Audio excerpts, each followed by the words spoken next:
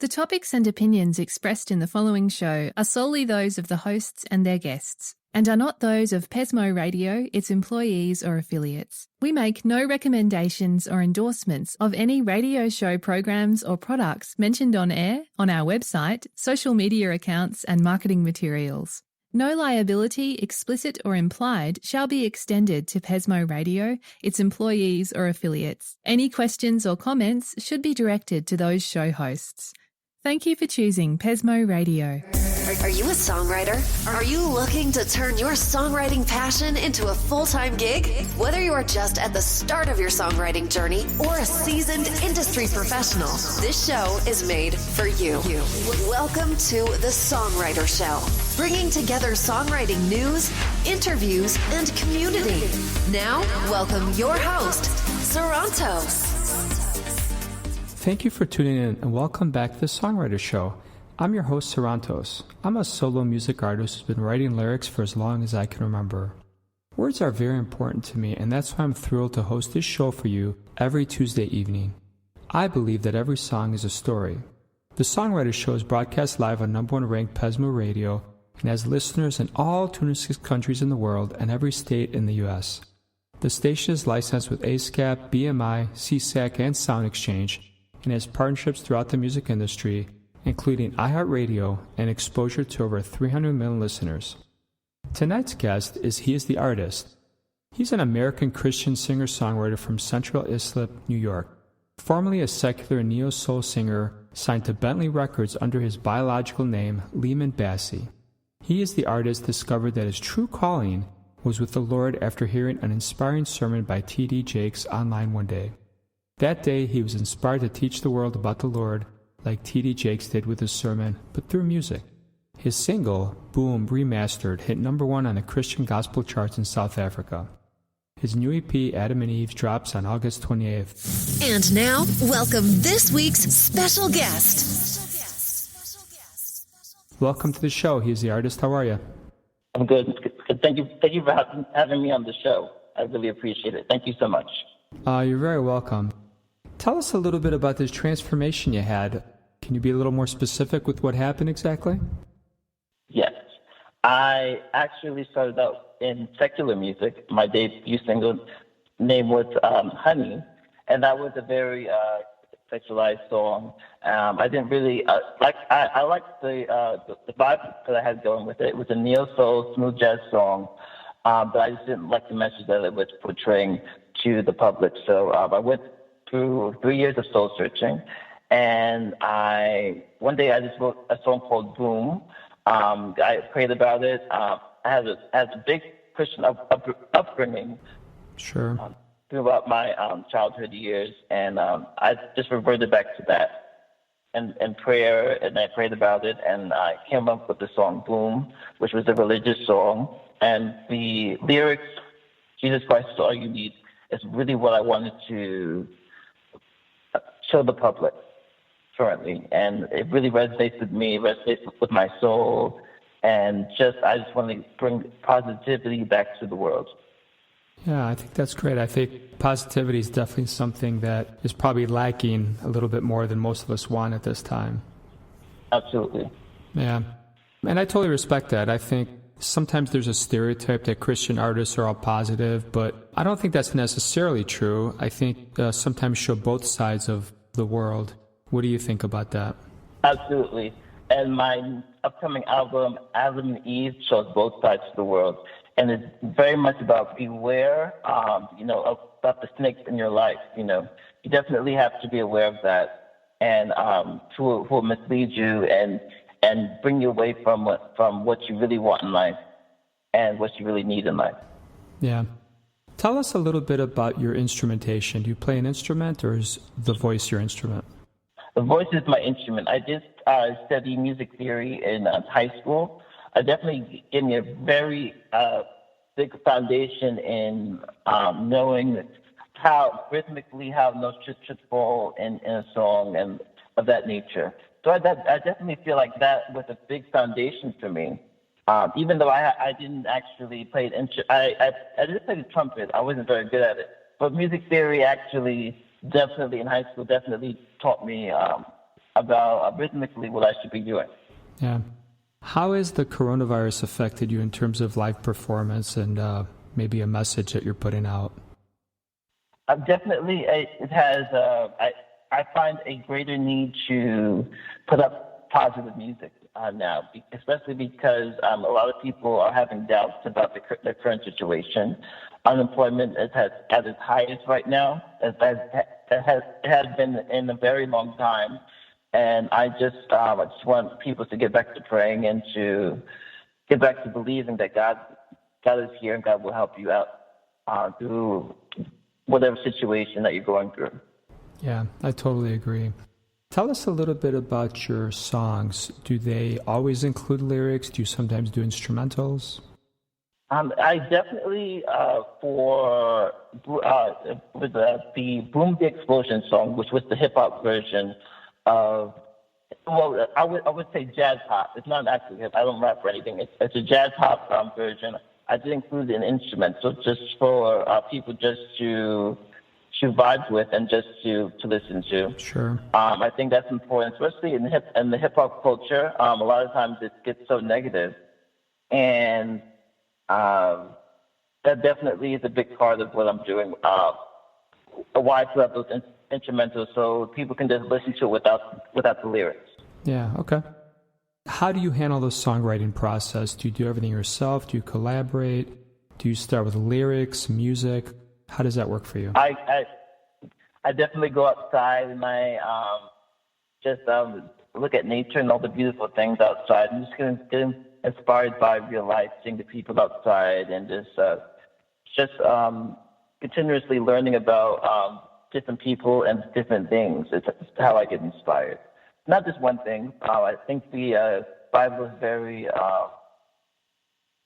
It's supposed to be about how to apply those messages in real life situations. So that's why I get inspired by real life, and I always want to bring a realism so that people can relate to the words in their daily life, the words of the Bible in their daily life. Yeah. Is there someone that inspired you? You mentioned one of your inspirations that you'd want to meet, dead or alive. Anyone? Oh yeah, definitely. I definitely enjoyed Kim Burrell. She's actually the person who actually made gospel jazz relevant. I definitely would love to meet her. That definitely is someone who I would love to meet. Also, Erykah Badu is another person who I like. She's very spiritual as well, and I definitely want to meet her also. She sings similar to how the style that I sing, and I would love to meet her as well. But Kim Burrell is actually she actually puts the word of God into her music, so I definitely want to meet her. Okay, wonderful. Is there also a time period that fascinates you? 70s, 80s, 90s, modern stuff? Yes. Boom was actually inspired by the 60s, 60s and 70s. Definitely the Roberta Flack era, Killing Me Softly. That definitely was a big inspiration for me. Okay, and tell us anything in the modern world now that really you try to hone in on.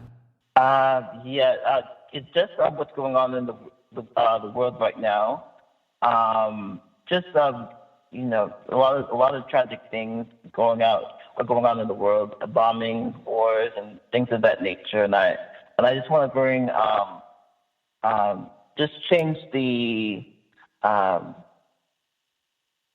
change the narrative of what's going on right now. Just have people think more positively and just think more spiritually that God is always with them. Okay. Do you have a problem in your arena with scams? I like to ask every guest about scams and if there's something they've fallen for, they want to warn each other just so we can kind of stay on the straight and narrow here. Oh, yeah, absolutely.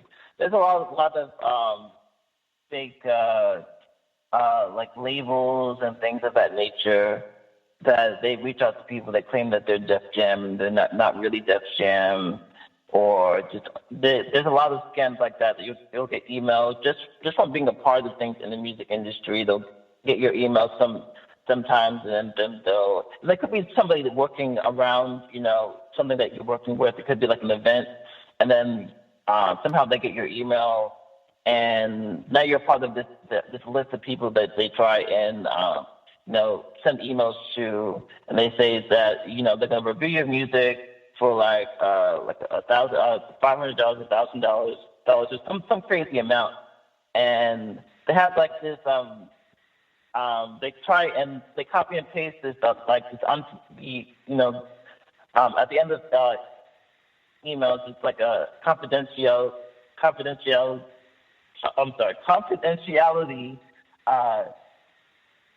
statement at the end of every important email, and they copy and paste that, and then to make it look official. Sure. And to the bottom of the email, and they'll like request $1,000 for you to review the music. Don't do it; it's fake. Def Jam and those major labels never request any type of money to review your music. That's definitely a scam. Yeah, I've seen those myself. All right, tell us about this song we're going to hear of yours. What do you want us to know about it? What inspired it? Just what I was in a relationship, and that relationship was, I guess, I would say on the toxic side. Definitely, we did find a way to cope with what we were going through.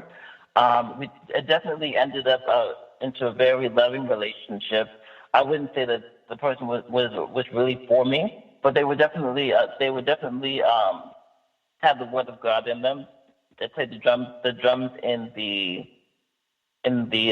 church that they went to, and it was inspired by that, and also a dream that I had about an angel. An angel came to me and taught me about the word of God in his dream, or taught me more about. I always was very religious, but they taught me more about the word of God, and that's kind of how it all came about. I wrote down the song. The lyrics, "Jesus Christ is all you need," is what the angel told me in the dream, and that's how it really came about. And I just found a beat that I really loved and that really resonated with me. I know the Roberta Flack era was all about love, and that's kind of how that old school beat came about. I was looking for something similar to that really got the vibe of old school love, and how love songs used to be. So it was a mixture of actually a love song with a religious song, because God is love. So that's how that came about. Yeah, wonderful. All right. Well, let's take a listen, then we're going to come back and talk, okay? Okay. All right. Thank you. All right. Here we go, everyone. Check it out. You ready? Come on.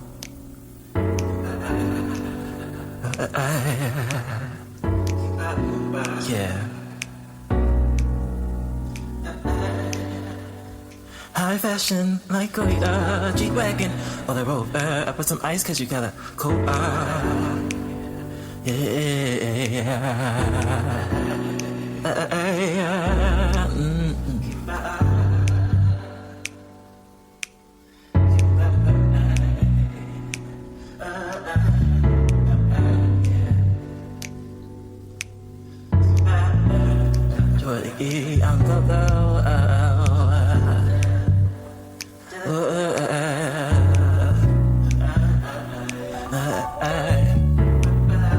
She wants your name A-N-G-O-O.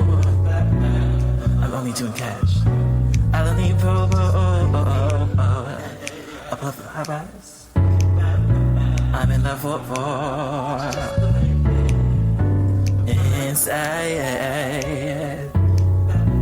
inside Coco. High fashion like your G-Wagon or the Rover. Put some ice on you cause you gotta go yeah. Go G-Wagon. Put some ice on you.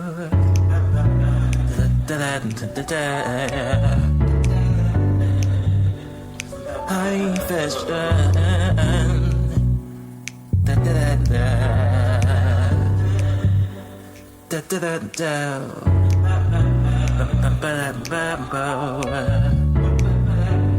G-Wagon and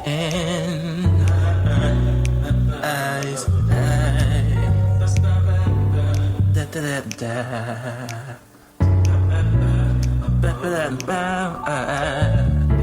G-Wagon on a roller.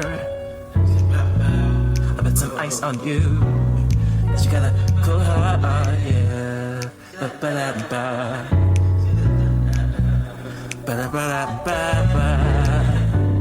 Put some ice on you. Cause you got a cold heart, yeah.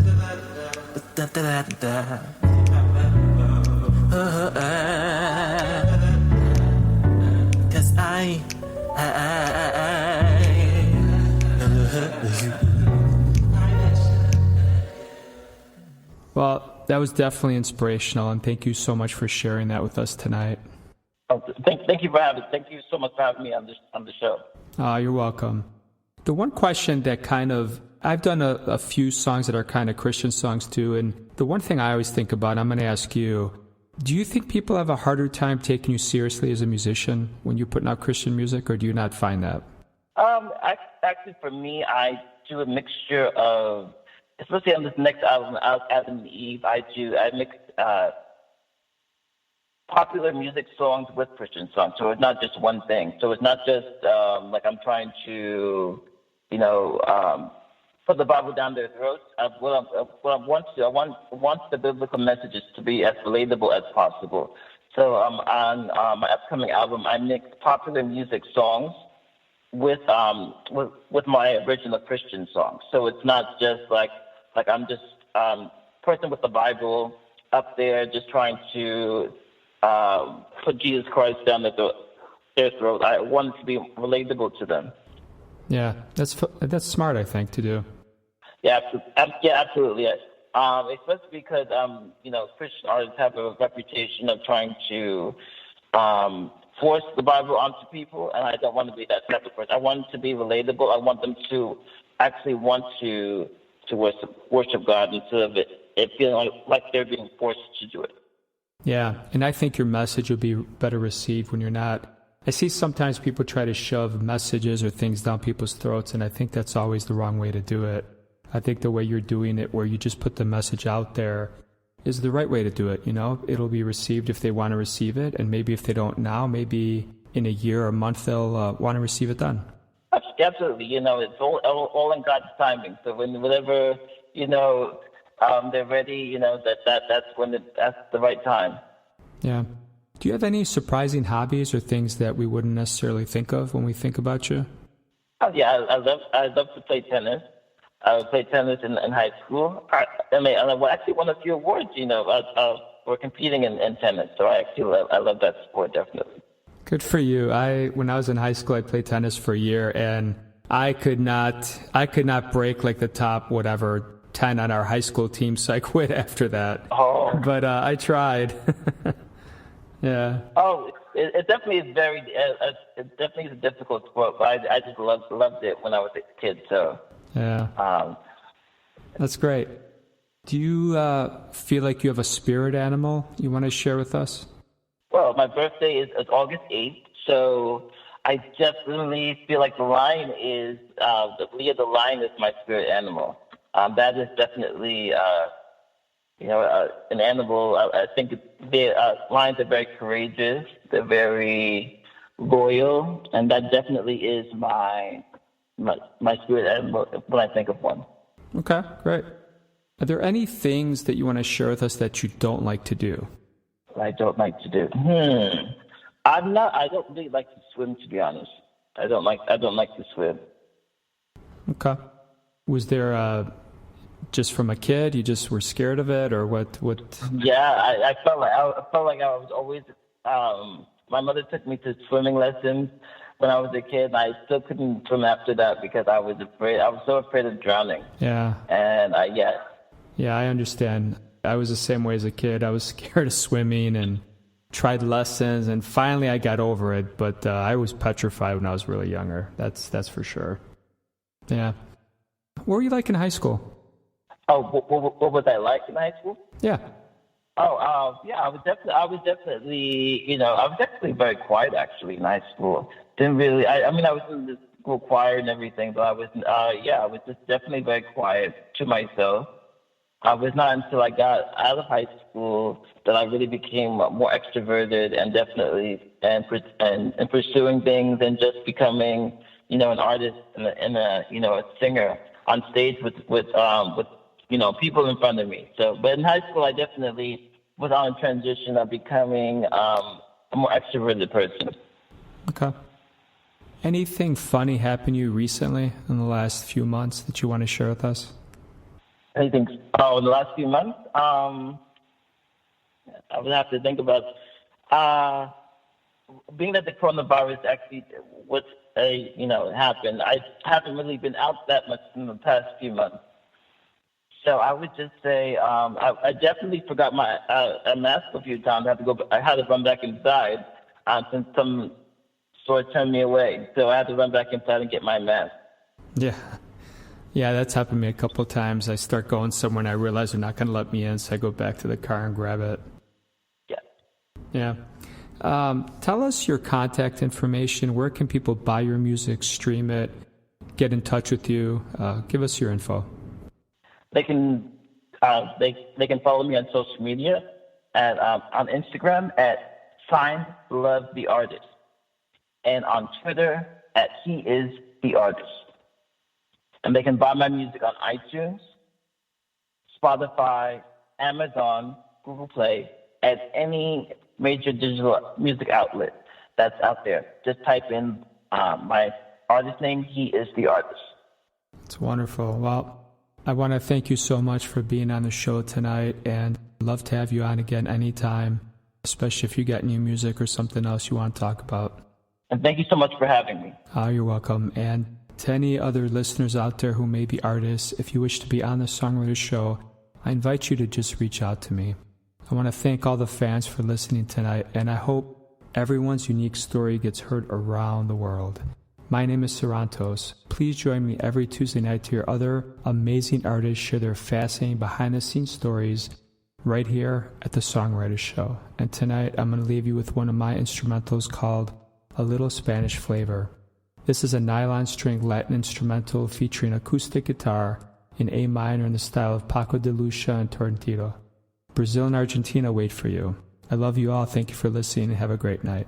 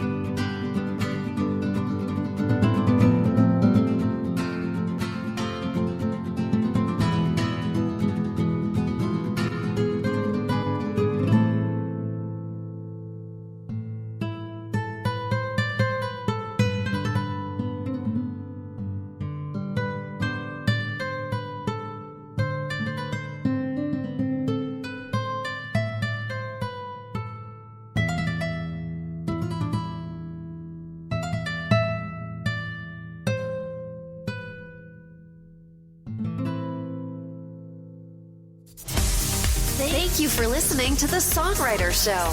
To keep the momentum going, head over to www.songwritershow.com and join our free music community of artists, songwriters, and producers.